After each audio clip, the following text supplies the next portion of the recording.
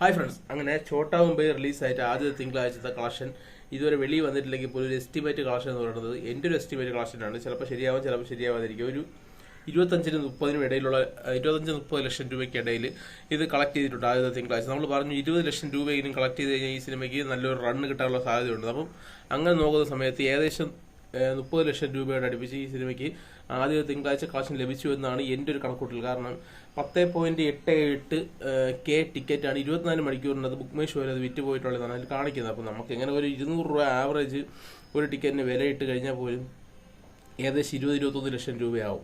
പിന്നെ ബാക്കിയുള്ള അല്ലാതെ ബുക്ക് മൈ ഷോയിലൂടെ അല്ലാതെ പോയി ടിക്കറ്റ് എടുത്ത് കാണുന്നവരായിരിക്കും ചിലപ്പോൾ കുറച്ച് കൂടുതൽ. അപ്പോൾ അങ്ങനെ നോക്കുമ്പോൾ ഏകദേശം 30 ലക്ഷം രൂപയ്ക്ക് മുകളിൽ ഈ സിനിമയ്ക്ക് കളക്ട് ചെയ്യാൻ സാധിച്ചിട്ടുണ്ട്. അല്ലെങ്കിൽ 30 ലക്ഷം രൂപയ്ക്കകത്ത് ഈ സിനിമയുടെ കളക്ഷൻ വന്നിട്ടുണ്ടെന്ന് നമുക്ക് ഊഹിച്ചെടുക്കാൻ സാധിക്കും. അപ്പോൾ അങ്ങനെ നോക്കുകയാണെങ്കിൽ ഒരു റീ റിലീസ് സിനിമയ്ക്ക് ആദ്യ തിങ്കളാഴ്ച 30 ലക്ഷം രൂപയ്ക്ക് കളക്ഷൻ ഉണ്ടെന്ന് പറയുമ്പോഴത്തേക്കും അതൊരു വലിയ കാര്യം തന്നെയാണ്. കാരണം ഇതിൻ്റെ മേക്കിംഗ് എന്ന് പറയുമ്പോഴത്തേക്കും ഒരു 10-40 ലക്ഷം രൂപയ്ക്കകത്ത് ഇതിൻ്റെ ബഡ്ജറ്റ് ആവുള്ളൂ, റീ റിലീസ് ബഡ്ജറ്റ്. അപ്പം അത് കവർ ചെയ്യാൻ വേണ്ടി ഒരു 1.25 കോടി രൂപ മതി അതിൻ്റെ കളക്ഷൻ കിട്ടാൻ വേണ്ടി. പക്ഷേ ഇപ്പം അങ്ങനെ നോക്കുമ്പോഴത്തേക്ക് ഇതിന് ഏകദേശം 2.30 ലക്ഷം രൂപയ്ക്കകത്ത് കളക്ഷൻ നേടാൻ സാധിച്ചിട്ടുണ്ട്. അപ്പം ഈ സിനിമ എന്ന് പറഞ്ഞ ഒരു ബ്ലോക്ക് ബസ്റ്റർ എന്ന് തന്നെ നമുക്ക് പറയാൻ പറ്റും. ബ്ലോക്ക് ബസ്റ്റർ റീ റിലീസ് തന്നെ പറയാൻ പറ്റും. കാരണം ഇനി നമ്മൾ നോക്കാനുള്ള ഈ സിനിമ ഒരു 6 കോടി രൂപയെങ്കിലും എത്തിക്കുമോ? അങ്ങനെയാണെങ്കിൽ 6-7 കോടി രൂപ എത്തിച്ചു കഴിഞ്ഞാൽ ഇത് റീ റിലീസ് സിനിമകളിലെ കളക്ഷൻ വൈസ് ഏറ്റവും ടോപ്പ് നിൽക്കുന്ന സിനിമയായിട്ട് മാറും ഈ സിനിമ എന്നുള്ള കാര്യത്തിൽ യാതൊരു സംശയവുമില്ല. അത് നമുക്ക് അത്ഭുതപ്പെടേണ്ട കാര്യമില്ല. ലാലേട്ടൻ്റെ സിനിമകളെല്ലാം അങ്ങനെയാണ്. റീ റിലീസ് ഇറങ്ങി കഴിഞ്ഞാൽ പഴയ സിനിമകൾ, അത് പൊട്ടിയ സിനിമയാണെങ്കിൽ പോലും, കാരണം നമ്മൾ ദേവദൂതൻ എന്ന് പറഞ്ഞ സിനിമ എന്ന് പറഞ്ഞാൽ പരാജയപ്പെട്ട സിനിമയാണ്. അന്ന കാലം തെറ്റി ഇറങ്ങിയ സിനിമയെന്ന് തന്നെ പറയാം. ആ സിനിമ ഇന്ന് റിലീസ് ചെയ്തപ്പോഴത്തേക്ക് അത് കുറച്ചൊക്കെ ട്രിം ചെയ്തൊക്കെ ഇറക്കിയ സമയത്ത് ആളുകളുടെ ജനത്തിരക്കായിരുന്നു നമുക്ക് തിയേറ്ററിൽ കാണാൻ സാധിച്ചത്. അതുപോലെ തന്നെ ഇനിയും കുറേ സിനിമകളൊക്കെ വരാനുണ്ട്. ഹരികൃഷ്ണൻസ് അതൊക്കെ കൊണ്ടുവരുമെന്ന് പറയുന്നു. പക്ഷേ ഹരികൃഷ്ണൻസ് ഒക്കെ എത്രത്തോളം ക്ലിയർ ആയിട്ട് എടുക്കാൻ പറ്റും എന്നുള്ള കാര്യത്തിൽ സംശയമുണ്ട്. കാരണം ഹരികൃഷ്ണൻസ് ഒക്കെ ഒരു 4K ആക്കി കൊണ്ടുവന്നു കഴിഞ്ഞാൽ എങ്ങനെ എത്ര നല്ല രീതിയിൽ ആൾക്കാർ സ്വീകരിക്കും, അല്ലെങ്കിൽ അത് ഇത്രത്തോളം അതിൻ്റെ പ്രിന്റ് വർക്കൗട്ട് ആവും. കാരണം അത് പഴയ സിനിമയാണ്. അപ്പോൾ അതിൻ്റെ ഒറിജിനൽ വേർഷനൊക്കെ ഇവരുടെ കയ്യിലുണ്ടെങ്കിൽ മാത്രമേ ഇവർക്ക് അത് 4K ആക്കി എടുക്കാൻ പറ്റുള്ളൂ നല്ല രീതിയിൽ.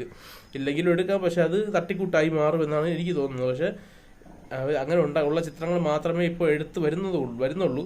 പക്ഷെ ഇനി എങ്ങനെയാണെന്നുള്ള കാര്യം 2020 എന്ന് പറഞ്ഞ സിനിമയൊക്കെ നല്ല റീമാസ്റ്റർ ചെയ്ത് കൊണ്ടുവന്നു കഴിഞ്ഞാൽ കുറച്ചും കൂടെ, പക്ഷേ 2020 നമ്മൾ നല്ല ക്ലിയർ ആയിട്ടുള്ള പ്രിന്റാണ് ഇപ്പോൾ നമുക്ക് അവൈലബിൾ ആയിട്ടുള്ളത്. പക്ഷേ കുറച്ചുകൂടെ 4K ആക്കി കൊണ്ടുവന്നു കഴിഞ്ഞാൽ ചിലപ്പോൾ ആ സിനിമയൊക്കെ നല്ല രീതിയിൽ ശോഭിക്കാനുള്ള സാധ്യതയുണ്ട്. കാരണം മമ്മൂട്ടി, മോഹൻലാൽ ഫാൻസുകാർ തിയേറ്ററിൽ കയറി അർമാദിക്കും എന്നുള്ള കാര്യത്തിൽ യാതൊരു സംശയമില്ല. ആദ്യത്തെ 3 ദിവസം കൊണ്ട് തന്നെ ആ സിനിമ ഒരു 6-7 കോടി രൂപയെങ്കിലും 2020 എന്ന് പറഞ്ഞ സിനിമ റീ റിലീസ് ചെയ്ത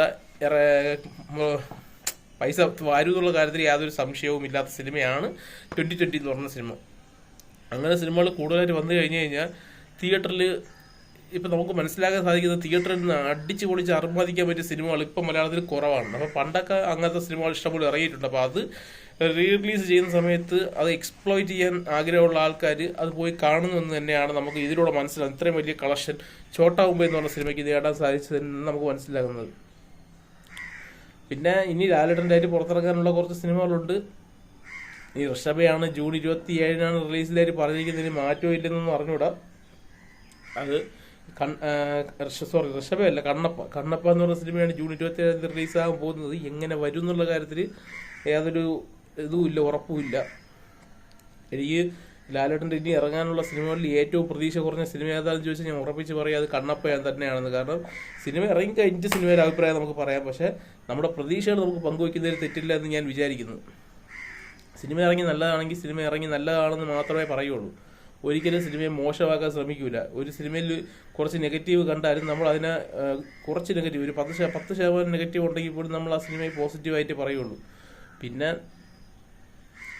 എന്ത് പറയാൻ, സിനിമ ഇറങ്ങി നമ്മൾ OTT ഇറങ്ങിയതിനു ശേഷം നമുക്ക് എന്തെങ്കിലുമൊക്കെ ചെറിയ ഡൗട്ട് ഉണ്ടെങ്കിൽ നമ്മൾ അത് പറയും. അത് പറയാതെ കാര്യം നമ്മൾ മനസ്സിൽ വെച്ചിട്ട് എന്താ കാര്യം, നമ്മൾ നിങ്ങളൊരു പങ്ക് വയ്ക്കണം. പിന്നെ മോശമായിട്ടുള്ള രീതിയിൽ കമന്റ് ഇടുന്നവരടുത്ത് അവരുടെ വീട്ടുകാരെ മാത്രമേ കുറ്റം പറഞ്ഞിട്ട് കാര്യമുള്ളൂ. അവനേക്ക് ഇങ്ങനെ വളർത്തിയതുകൊണ്ട് അത്രേ പറയുന്നുള്ളൂ. നമ്മൾ മോശമായിട്ടുള്ള ഒരു രീതിയിലുള്ള ലാലേട്ടൻ്റെ സിനിമകളെക്കുറിച്ച്, സിനിമയ്ക്കകത്തുള്ള കാര്യങ്ങളെക്കുറിച്ച്, കഥയ്ക്കകത്തുള്ള ഡൗട്ട് അതൊക്കെയാണ് നമ്മൾ ചോദിക്കുള്ളൂ. അല്ലാതെ നമ്മൾ ലാലേട്ടൻ്റെ ചീത്ത വിളിക്കാനോ ലാലേട്ടനെ അല്ലെങ്കിൽ ഓരോ ഇരട്ടപ്പേരിട്ട് വിളിക്കാനോ അങ്ങനെ പോലും നമ്മൾ ശ്രമിച്ചിട്ടില്ലാത്ത നമ്മളെ താഴെ വന്ന് കമന്റ് ബോക്സിൽ മോശമായിട്ടുള്ള വാക്കുകൾ പറയുന്നെങ്കിൽ അവരെയൊക്കെ വീട്ടുകാരെ മാത്രമേ നമുക്ക് പറയാൻ പറ്റുള്ളൂ. പാവം അവരെങ്ങനെ അവർ ഇങ്ങനെയാണല്ലോ വളർത്തിയെടുത്തത് എന്ന് തന്നെ നമുക്ക് പറയേണ്ടി വരും. അപ്പം നിങ്ങളുടെ അഭിപ്രായം നിങ്ങൾക്ക് കമന്റ് ബോക്സിൽ ഇടാം. നന്ദി, നമസ്കാരം.